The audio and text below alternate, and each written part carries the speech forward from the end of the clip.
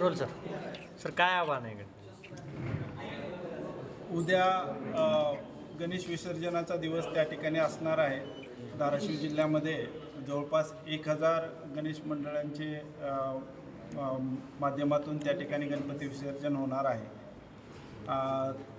त्या अनुषंगानं आपण प्रशासनानं, पोलीस प्रशासनानं पूर्ण तयारी त्या ठिकाणी केलेली आहे. 5 DYSP, जवळपास 120 पोलीस निरीक्षक ते सहाय्यक पोलीस निरीक्षक आणि पोलीस उपनिरीक्षक दर्जाचे अधिकारी बंदोबस्तासाठी उपलब्ध असणार आहेत. जवळपास 1350 पोलीस जवान आणि महिला पोलीस कर्मचारी त्या ठिकाणी बंदोबस्तासाठी असणार आहेत. 770 होमगार्ड देखील बंदोबस्तासाठी तैनात करण्यात आलेले आहेत. QRT म्हणजे जलद प्रतिसाद दल, तसेच RCP म्हणजे दंगल नियंत्रण पथक हेही त्या ठिकाणी कार्यरत असणार आहे. SRPचं पथक देखील बंदोबस्तासाठी उपलब्ध असणार आहे. त्यानंतर 18 तारखेला आणि 19 तारखेला आपल्या जिल्ह्यामध्ये ईद-ए-मिलादचा जुलूस आणि मिरवणूक देखील होणार आहे.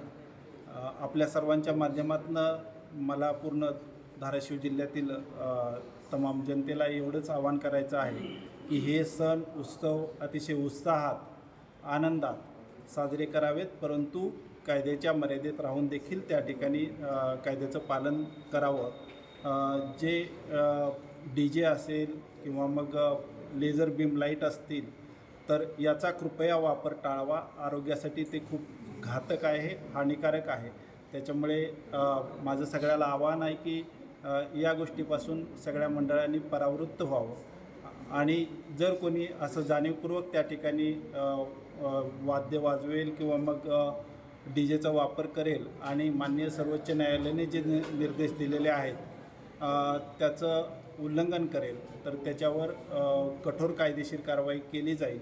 महिलांचे आणि लहान मुलांच्या सुरक्षेसाठी विशेष दक्षता घेतली जाईल आणि हे उत्सवासाठी जे आवश्यक आहे त्या सर्व उपाययोजना, सर्व तयारी प्रशासनाकडून झालेली आहे, विशेषतः पोलीस प्रशासनाकडून झालेली आहे.